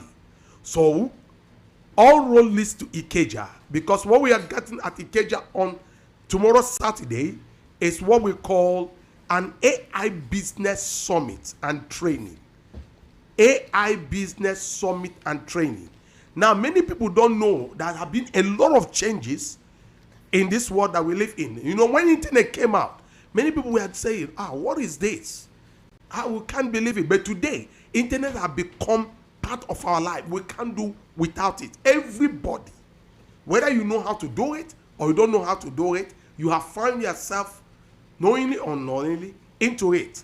After that, there's something called blockchain. People are thinking, what is it? No, listen, it's bigger than the internet. But guess what? It's people, companies, bigger than, what we can imagine. They are the one having it today. And then we talk about digital assets that have come into place and changing people's life. Then today, AI is there to change everybody's life. It doesn't matter who you are.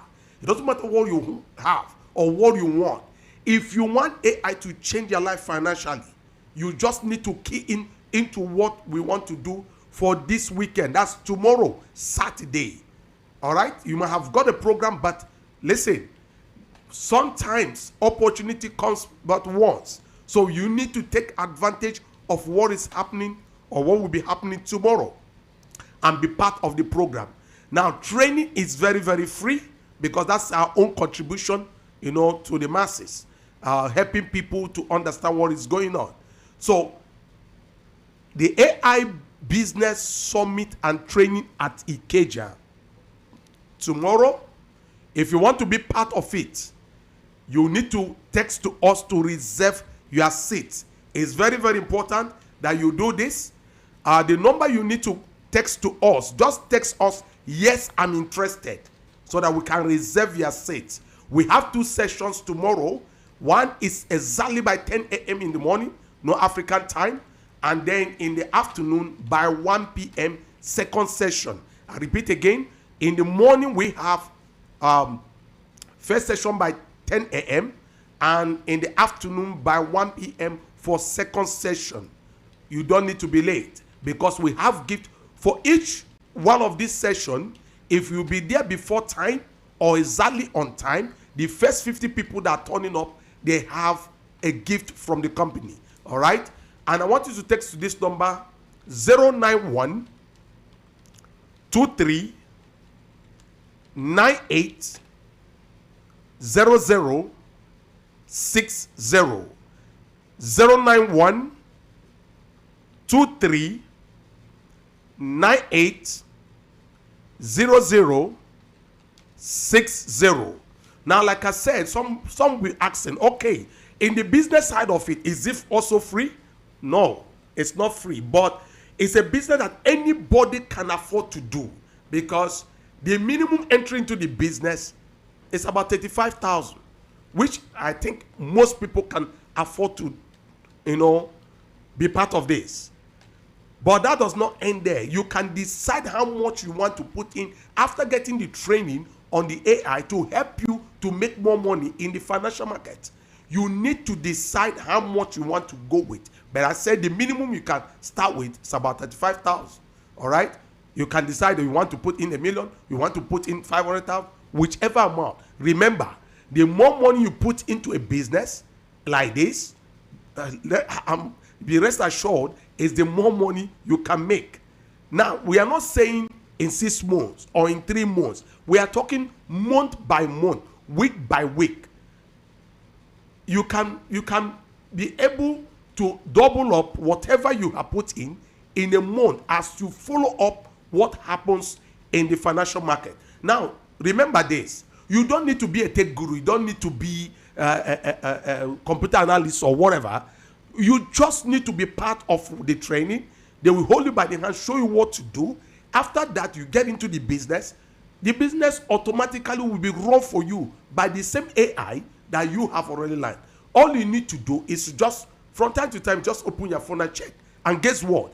All this happens on your smartphone.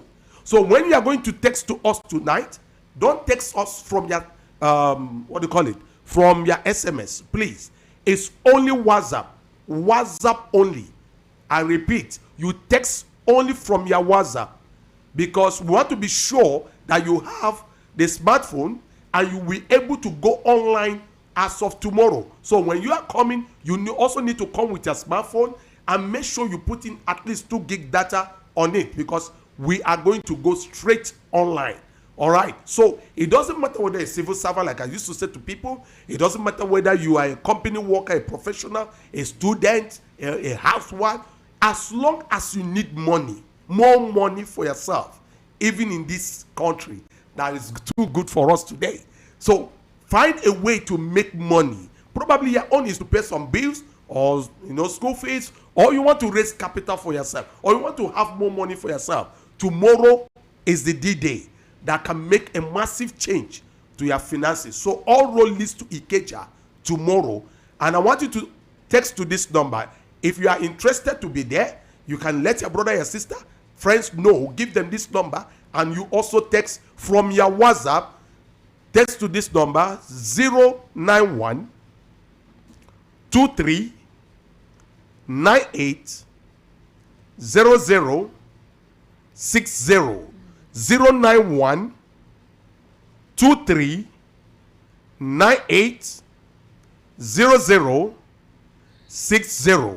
Like I used to say, you need to find a way to make money even while you are sleeping. So text to this number, just text yes, I'm interested, 091 23 98